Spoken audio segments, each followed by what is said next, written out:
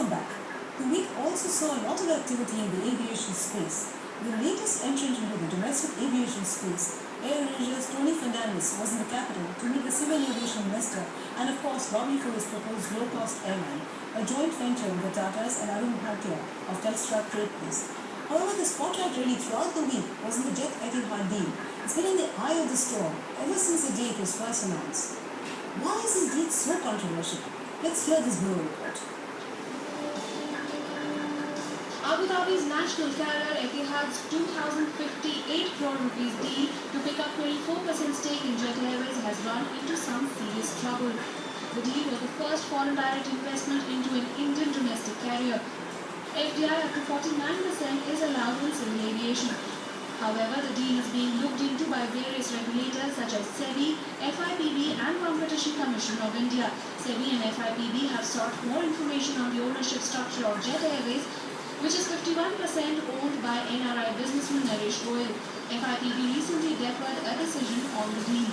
The signing of the deal also coincided with the news that India would grant up to 40,000 additional seats per week to Abu Dhabi under a new seat-sharing agreement. Several members of parliament have written to the Prime Minister questioning the seat-sharing agreement and also the Jet Etihad deal.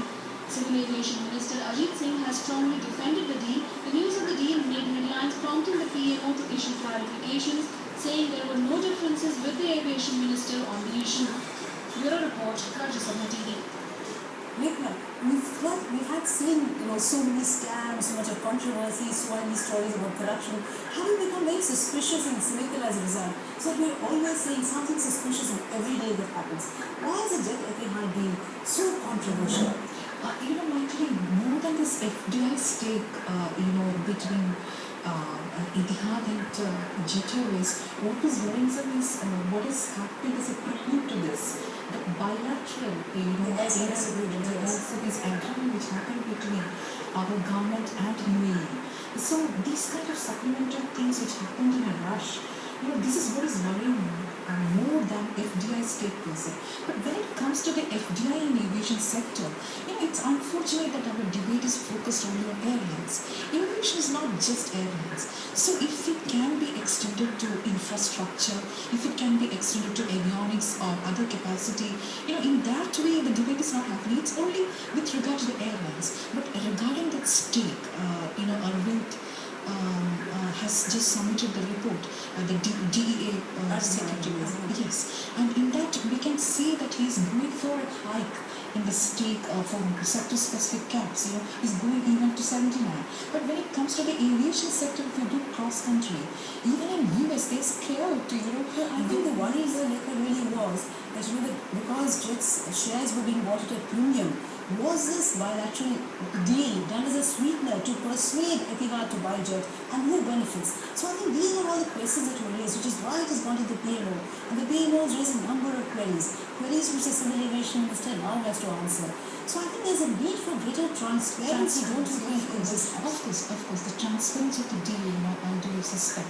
But I think that nowhere, whether it's Canada, whether it is America, or whether it is any other nations, they won't go for this kind of stake, especially in the aviation sector. So I really don't know, other than Australia, which is a nation which gone for a kind of a stake in aviation, such an important sector. So that's a question, So we see lots of unanswered questions at the end of it. So I think that I'd like to thank you. We've come almost to the end of this program. But before we conclude, let's take a look at the key takeaways from the three main stories that we discussed today. As far as food security is concerned, Lekha just doesn't share my skepticism. She feels that in a country that's as poor as ours, food security is very important.